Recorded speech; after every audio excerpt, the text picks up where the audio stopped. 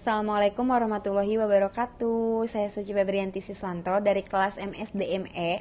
Kami dari kelompok 4 akan menjelaskan mengenai semangat dan gairah kerja, kelelahan dan kebosanan kerja.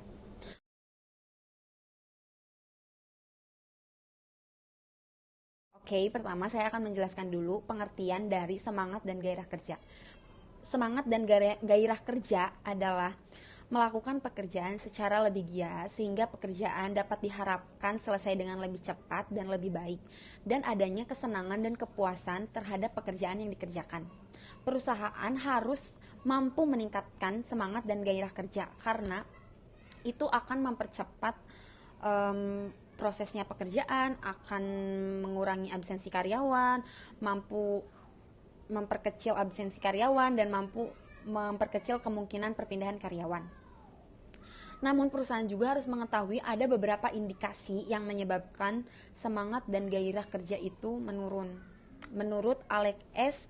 Nitisemito, itu ada 7 faktor, 7 penyebab kenapa rendahnya semangat dan gairah kerja. Yang pertama, turun atau rendahnya produktivitas. Yang kedua, tingkat absensi yang turun.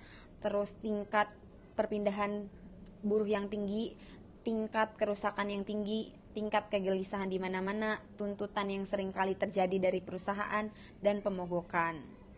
Itu indikasi-indikasi itu yang memicu rendahnya semangat dan gairah kerja terhadap karyawan.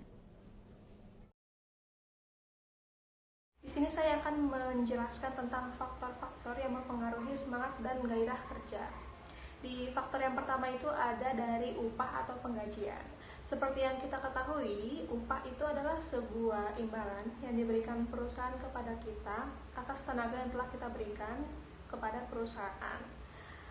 Terkadang itu faktor yang mempengaruhi atau yang menurunkan semangat kerja karyawan adalah karena ketidaksesuaian antara gaji dengan tenaga yang telah kita berikan. Maka dari itu, untuk meningkatkan kerja karyawan, diperlukan untuk memberikan upah yang cukup. Di faktor yang kedua ada dari insentif. Sebagai seorang pemilik usaha, kita juga harus mampu untuk memberikan motivasi kerja kepada karyawan yang kita miliki, yaitu dengan cara memberikan insentif. Perihal yang ini sebenarnya berbeda dengan gaji, karena insentif itu dapat dikategorikan sebagai bonus yang diberikan kepada karyawan. Dan yang ketiga juga ada dari faktor lingkungan kerja. Faktor lingkungan kerja sangat berpengaruh untuk meningkatkan kepuasan dan gairah karyawan dalam bekerja.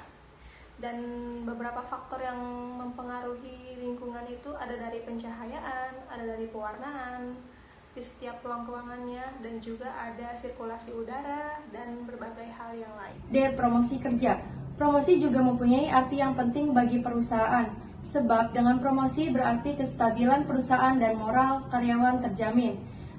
Hal ini merupakan yang minimal yang harus dapat ditimbulkan bila mana perusahaan tersebut mengadakan promosi. F. Motivasi kerja. Hierarki kebutuhan menurut Maslow. Yang pertama, kebutuhan psikologis, kebutuhan keamanan dan rasa aman, kebutuhan sosial, kebutuhan harga diri, dan kebutuhan aktualisasi diri dan pemenuhan diri. Untuk memuaskan sasaran pada tingkat yang lebih tinggi, tentunya kita akan dihadapkan pada masalah baru yang lebih sukar dicapai. Jadi kebutuhan untuk tingkat yang lebih tinggilah yang mendorong kita untuk melakukan usaha lebih keras.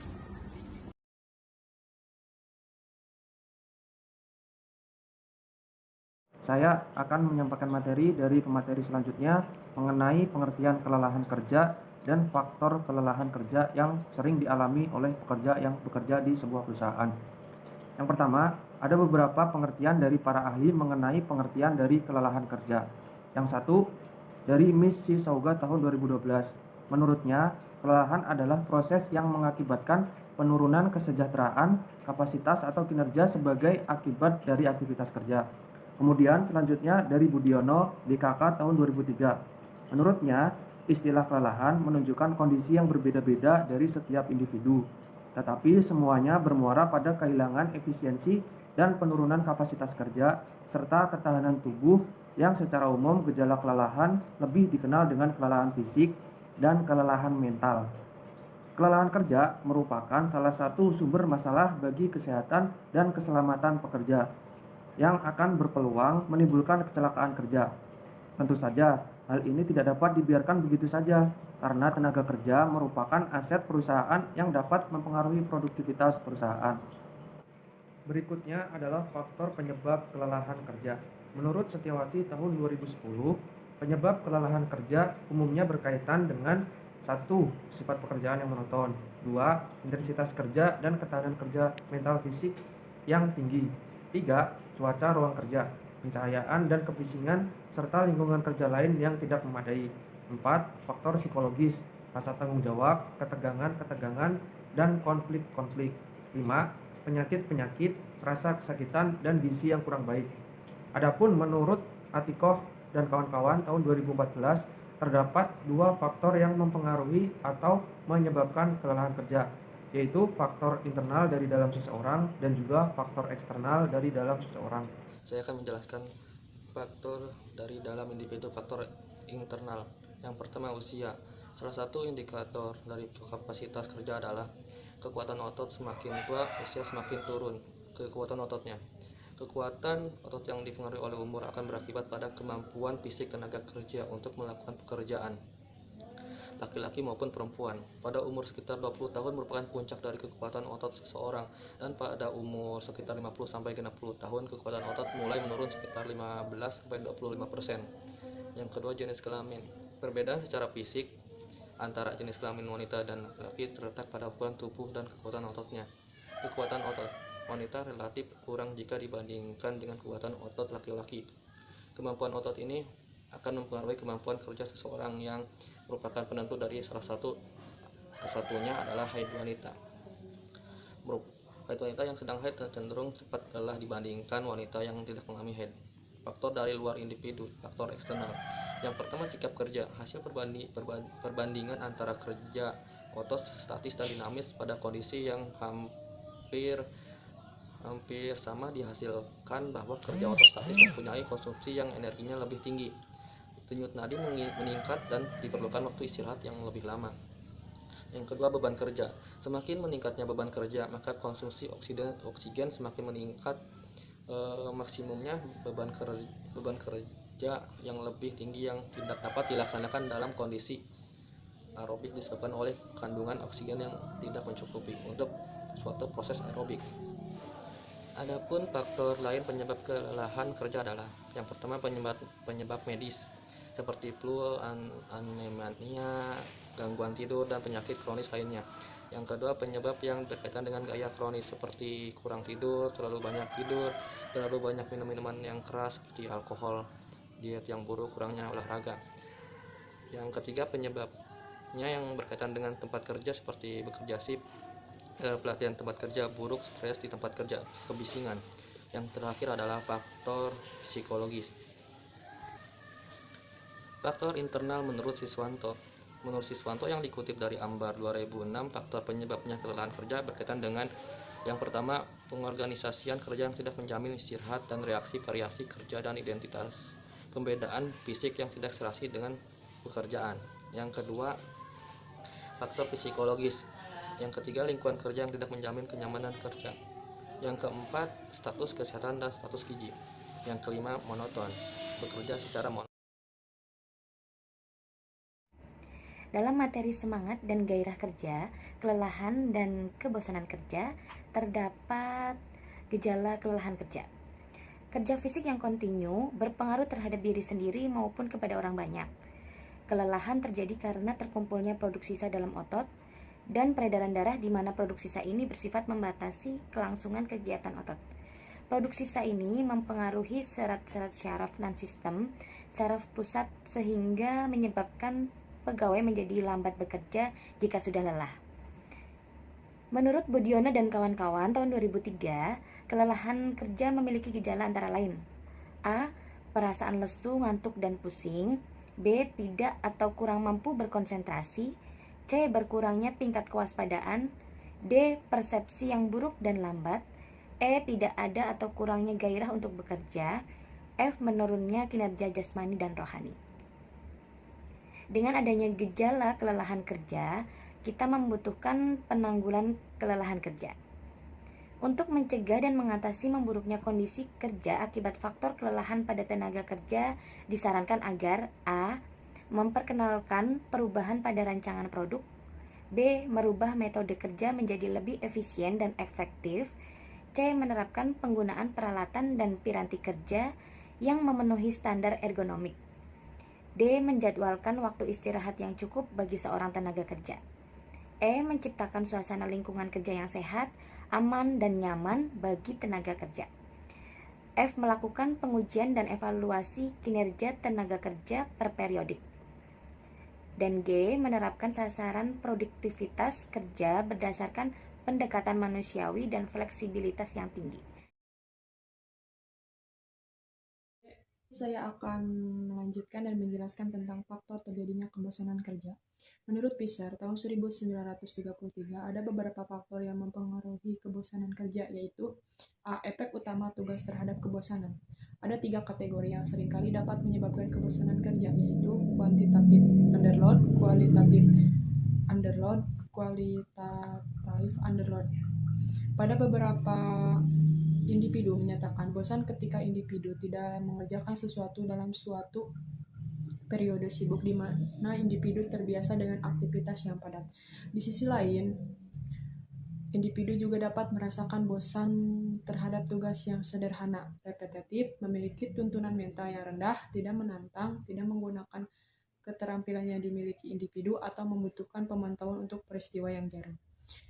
B. Efek utama lingkungan kerja terhadap kebosanan. Intensitas kebosanan baik tinggi maupun rendah dapat dipengaruhi oleh faktor lingkungan. 2 aspek lingkungan kerja yang dapat mempengaruhi kebosanan kerja mencakup individu lain dan pengaruh organisasi. C. Efek utama dari individu terhadap kebosanan. Pendekatan ini mempertimbangkan beberapa perbedaan individu yang dapat memiliki efek utama dalam pengalaman kebosanan yang mencakup aspek kapasitas kepribadian dan kesehatan mental. D. Kesesuaian diri dan situasi dengan kebosanan. Individu yang memiliki kecenderungan untuk mengubah minat dan kebutuhan yang dimiliki. Di sisi lain, situasi yang tidak sesuai dengan minat dan kebutuhan individu akan menimbulkan kebosanan yang lebih tinggi jika dibandingkan dengan minat dan kebutuhan tersebut dipenuhi. Adapun faktor lain yang menyebabkan kebosanan kerja yaitu 1. Nilai dan budaya di lingkungan rumahnya berbenturan dengan budaya dan nilai kantor yang ada. Yang kedua, kurangnya pengembangan karir dan apresiasi dari atasan terhadap kinerja bawahannya, sehingga bawahan tidak diberikan kesempatan untuk melakukan pengembangan diri. Yang ketiga, kurangnya challenge atau tantangan yang diberikan oleh atasan dalam peningkatan performasi karyawan, sehingga target yang ditetapkan sama dan memiliki pola dari waktu ke waktu. Yang keempat yaitu minat kerja karyawan yang rendah terhadap tugasnya akibat dari kurang mampu menyesuaikan diri dengan perubahan teknologi yang semakin berkembang saat ini. Saya akan melanjutkan materi dari sebelumnya mengenai penanggulangan kebosanan dalam bekerja. Yang pertama itu ketahui penyebab kebosanan. Maksud dari ketahui penyebab kebosanan yaitu kita mengidentifikasi apa penyebab dari kebosanan kita. Misalnya kita bekerja monoton, maka kita dapat berkonsultasi dengan atasan kita untuk menukar pekerjaan kita atau menukar tanggung jawab kita dengan pekerjaan yang lain. Terus yang kedua ada belajar hal yang baru. Mempelajari hal baru merupakan suatu hal yang pasti didukung oleh perusahaan yang kita bekerja. Misalnya kita dapat mempelajari bahasa asing atau meningkatkan skill kita, misalnya skill komputer, skill manajemen, ataupun accounting. Dengan meningkatkan skill tersebut, kita dapat lebih meningkatkan kualitas pekerjaan kita dan akan menghilangkan kebosanan ataupun kejenuhan dalam bekerja. Yang ketiga ada kembangan kreativitas. Manfaatkan waktu luang untuk mengembangkan kreativitas. Buatlah sesuatu berdasarkan posisi Anda di pekerjaan dan kemampuan Anda dalam bekerja. Terus yang selanjutnya ada berpikir positif dan selalu bersyukur. Janganlah menganggap jenuh sebagai masalah. tetap berpikir positif. Jenuh merupakan hal yang wajar yang akan dialami oleh semua manusia, orang gitu ya. Khususnya pegawai yang bekerja, berpikir positif dan ubahlah kejenuhan atau kebosanan Anda menjadi sesuatu yang bermakna. Selanjutnya ada bersantailah. Memanfaatkan kejenuhan untuk mengistirahatkan otak merupakan hal yang bagus untuk meningkatkan produktivitas, sehingga akan mengurangi rasa jenuh dalam bekerja. Terus yang terakhir ada lakukan hal-hal yang menyenangkan untuk diri sendiri. Sering merasa suntuk dan bosan dengan pekerjaan yang dilakukan, Anda bisa menggunakan waktu senggang Anda untuk melakukan sesuatu yang sekiranya Anda sukai. Misalnya bermain game, refreshing, dan lain-lain.